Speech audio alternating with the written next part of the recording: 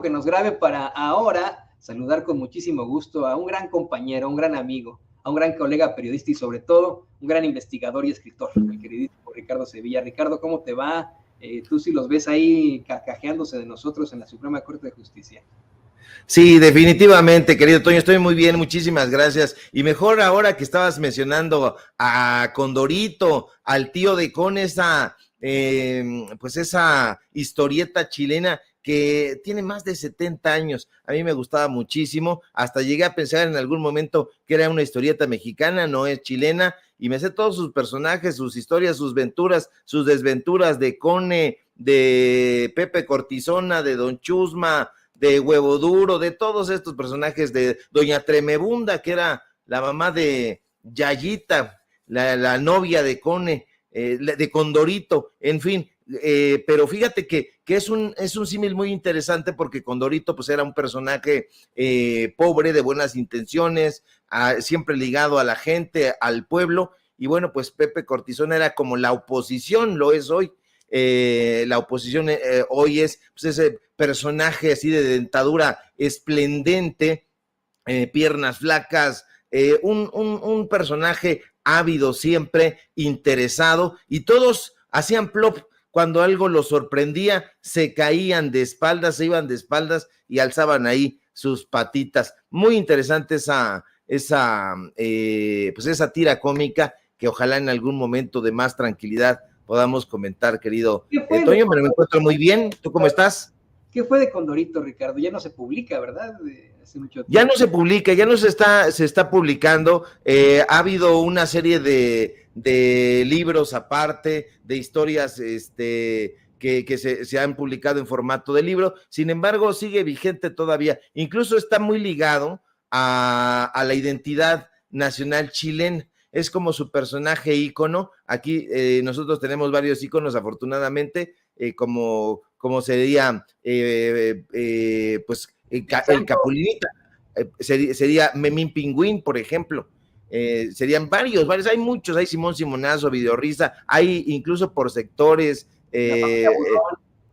la familia Burrón, sin duda, de la gran familia Vargas.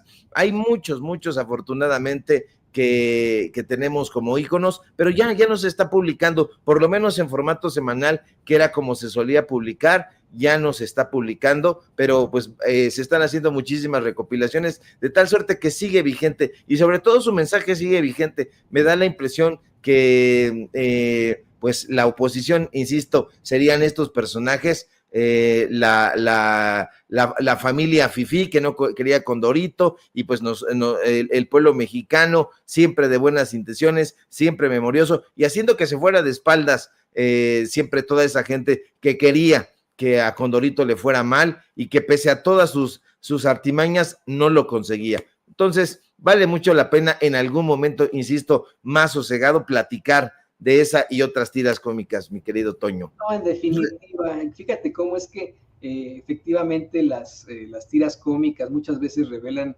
las realidades de los pueblos, ¿no? Aquí en Estados Unidos sería Archie, ¿no? Archie. Y algunas de superhéroes, ¿no? Es una verdadera alegoría a las ideas y pensamientos de Estados Unidos. Es, por supuesto, Superman, ¿no? Un extraterrestre que habría llegado a algún lugar de aquí de Kansas, ¿no? Y se habría pues convertido en un personaje rural que después llega a la ciudad y en un intento desesperado por hacer el bien se convierte supuestamente en periodista, pero en realidad tiene superpoderes. Hay tantas circunstancias que se pueden platicar en cuanto a las historietas. Y bueno, por supuesto. De extraterrestres ni hables, querido Toño, porque hoy hasta Sergio Sarmiento en el Pasquín Reforma habló de extraterrestres. Yo creo que él podría calificar como un extraterrestre, a juzgar por su tamaño miniatura, por su forma de hablar tipluda, por su mirada siempre fija, por sus costumbres o sus hábitos. Es que nos dices esto y don David nos pone la foto justo y me estoy imaginando a cómo pues puso delante de la pantalla grande Tim Burton en la película Marcianos al Ataque, que por cierto fue pues una pues una forma de los famosos de divertirse en una película, ¿no? O sea, tienen un reparto fantástico, pero fíjate, ¿no? A mí me recordó, no sé si pueda poner también una imagen de la película Marcianos al Ataque de Tim Burton, don David, porque se parece mucho al mero mero de los marcianos, mi querido Ricardo. Sí, mira nada más a esos ojos de este señor. La verdad es que es un engendro sublunar ahí, un personaje que la verdad nada más anda buscando a ver a qué tema se sube, porque ya nadie pela sus columnas, salvo personajes como tu servidor, que estamos atentos a lo que escriben, pues por oficio ya periodístico, por hábito, que tenemos que hacer un recorrido por todos esos medios de comunicación. Hoy habla de extraterrestres y dice que sí, que puede que sí existan, pero se meten, mira, que sí se parece tremendamente. Yo creo que tiene menos cerebro Sergio Sarmiento, pero ese cerebro que se le ve a este personaje pudiera calificar como su cabellera ahí medio rizada. No, sí. Vea usted. ¿No? Hasta hablan igual, ¿no te acuerdas de la película que estos, o sea, no se le entendía a los marcianos, pero hablan y se cuenta que estás escuchando allá Sarmiento, ¿no? Sí, la verdad es que estos personajes son de risa loca, son de una burla tremenda, pero de lo que no es una burla, Toño, es el pasquín donde escriben. El pasquín donde escriben que, pues bueno, si me dejas entrarle a ese tema porque me interesa mucho, es, pues el presidente López Obrador, usted lo sabe, ya lleva tiempo diciendo que el periódico Reforma está atiborrado de conservadores, como este conservador medio extraterrestre, pero conservador al fin. Y tiene razón el presidente y no se equivoca, Toño. Ese periódico es de un empresario que poco o nada sabe sobre periodismo, hay que decirlo, Alejandro Junco de la Vega. Este sujeto, aunque tiene una oscura licenciatura cursada en los años 60 en periodismo por la Universidad de Texas en Austin, fíjese curiosamente, donde dice dar clases Guillermo Sheridan, Junco de la Vega no sabe nada de periodismo y tiene una historia oscurísima, tétrica. De hecho, Rodolfo Junco de la Vega Gómez pasó sus últimos días hablando de las vilezas de sus hijos Alejandro y Rodolfo Junco de la Vega. Y es que, de acuerdo con testimonios del propio Rodolfo, él fue responsable de publicar, usted lo recordará, en su época, los periódicos El Norte y El Sol, hasta que fue despojado por sus propios hijos, Rodolfo y Alejandro Junco de la Vega, quienes fundaron el diario El Pasquín Reforma con el capital que tenía su padre, con el que le robaron prácticamente. Y en Reforma son tan viles que en las páginas de ese diario ni siquiera mencionaron en su momento la muerte de Rodolfo Junco de la Vega.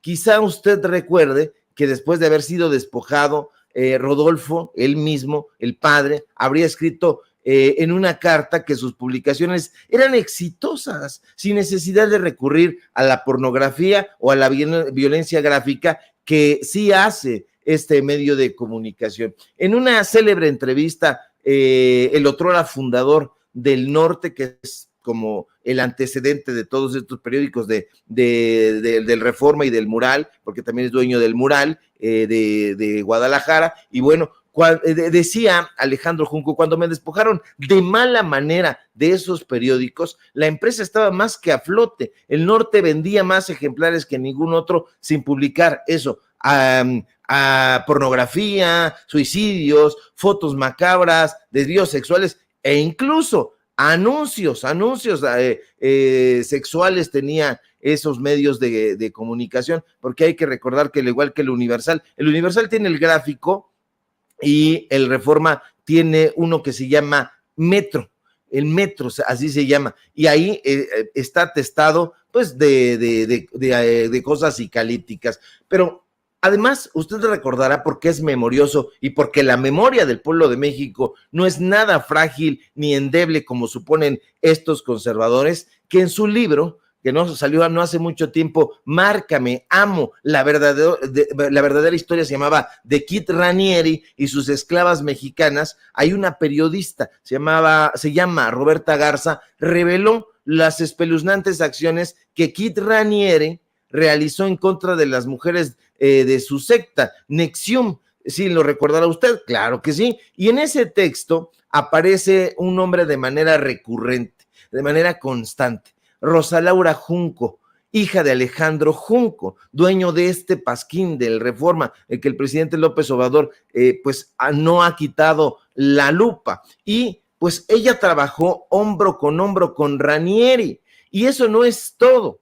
El propio Ranieri dijo en una carta escrita con su puño y letra que Alejandro Junco de la Vega tendría la intención de matarlo. ¿Y por qué tendría la intención de matarlo, querido Toño, público memorioso? Pues porque sabe muchísimas cosas de ella, de la hija de Alejandro Junco, del propio Junco de la Vega, porque si usted lee la carta, en esa carta él dice que lo conoce muy bien, lo pone como un magnate de medios de comunicación, y ese es este sujeto. Entonces, eso por un lado.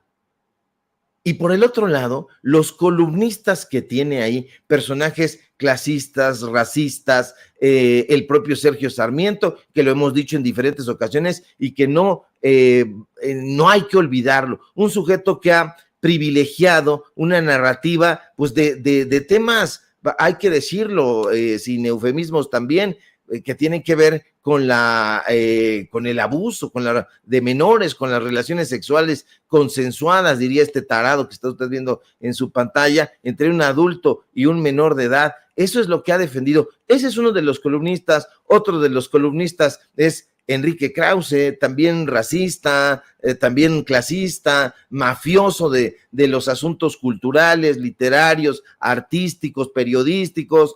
Tiene ahí a Jesús Silva Herzog, Márquez, porque todos estos personajes se van arrastrando el apellido como si fuera una genealogía de personajes elegidos, y elegidos no lo son. Ellos se eligen y crearon un sistema político, ayudaron a crear un sistema político en el cual ellos habían privilegiado pues la repartición de becas, de subsidios, de apoyos, crearon fideicomisos, le hablaban al oído a presidentes de la República, y no estoy hablando que le hablaban al oído a Peña Nieto, que lo hicieron, ni a Calderón, ni a Fox, que lo hicieron, sino estamos hablando de mucho tiempo atrás, porque estos personajes eran una casta que comienza prácticamente con la llegada de los peninsulares, de la gente de una parte de las Españas, que fue en un caso concreto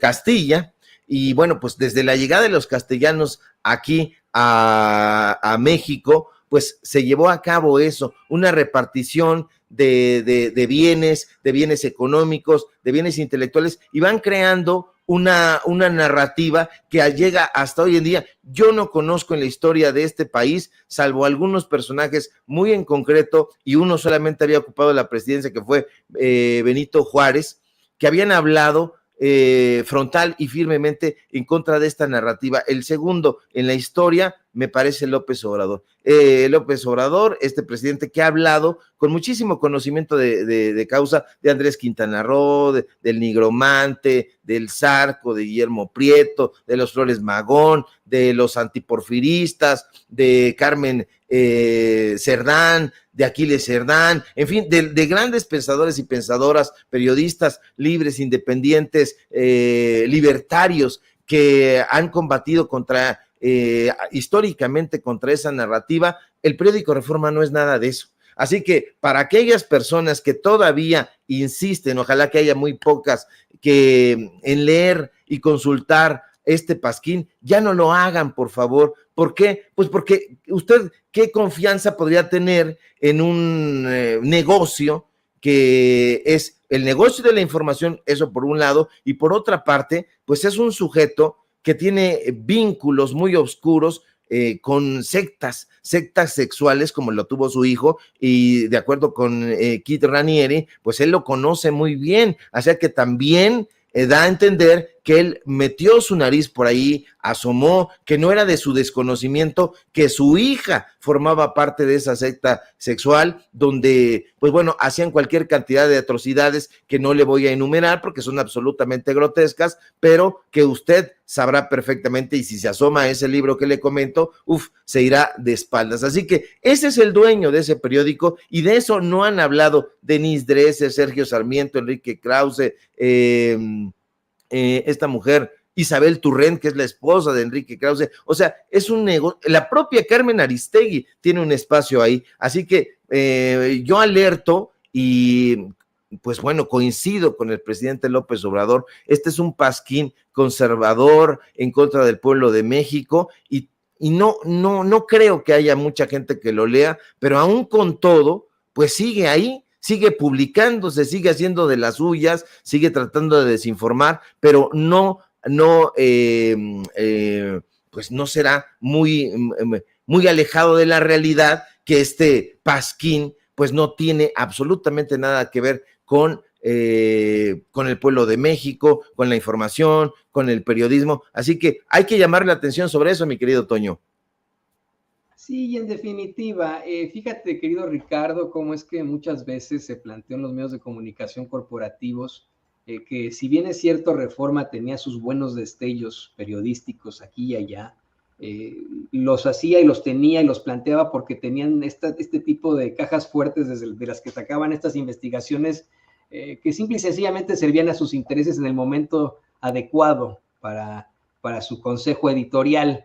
Hoy vemos al Reforma ya ni siquiera con un poquitito de destellos periodísticos. En todos los días que hacemos un análisis de las primeras planas nos hemos encontrado con cosas como esta. Vamos a ver la primera plana de hoy rápidamente, antes de que presentemos con mucho gusto a Vicente Serrano. Miren nada más, ¿no? Son primeras planas que nada tienen que ver con lo noticioso, con lo más inmediato. Yo siempre lo digo, no es que de pronto haya llegado ahí la reportera a la redacción de Reforma, haya abierto las puertas de par en par Azucena Vázquez y diga, arriesga Pemex Finanzas Públicas. Pues no, esto es una pseudoinvestigación que traen ellos en el juego del golpeteo y con personajes detrás muy oscuros, muy malvados, como bien lo mencionabas. Y con esto me gustaría muchísimo sumar a la plática y pedirle al equipo que nos grabe para darle la bienvenida con muchísimo gusto a Vicente Serrano, con quien nos enlazamos hasta nuestros estudios en la Ciudad de México. Querido Vicente, pues aquí estamos Ricardo y yo platicando de ese pasquín que pues no sirve más que para envolver papayas o tazas cuando uno se cambia de casa. ¿Cómo estás, mi querido Toño? Te saludo también, maestro Ricardo Sevilla. Un abrazo desde la Ciudad de México. Y por cierto, estaba pensando en Ricardo Sevilla, ahora que nos confirmaron, nos han concedido, nos han agendado la entrevista con Guadalupe Tadei, la presidenta, la consejera presidente del INE, Guadalupe Tadei, quien llega a tratar de limpiar el cochinero que dejaron Ciro Murayama y Lorenzo Córdoba, cosa que ya nos hemos dado cuenta no ha sido fácil, porque entre las cosas que hay que preguntarle, a ver si no nos está viendo y está tomando nota desde ya, mi querido Ricardo Sevilla, lo que tú has exhibido, los contratos del INE a Enrique Krause, por ejemplo, ya que están hablando de Enrique Krause, a ver cómo, qué estrategia, qué mecanismo propone la nueva presidencia del INE para acabar con estos iluminados que cobraban y cobraban bien en tiempos de Lorenzo Córdoba como consejero presidente. Digo, algún tema que tendrá que salir de lo que hemos presentado aquí en Sin Censura, en esta entrevista que ya nos han señalado, se va a dar con la consejera presidente del INE, Guadalupe Tadei, querido Ricardo.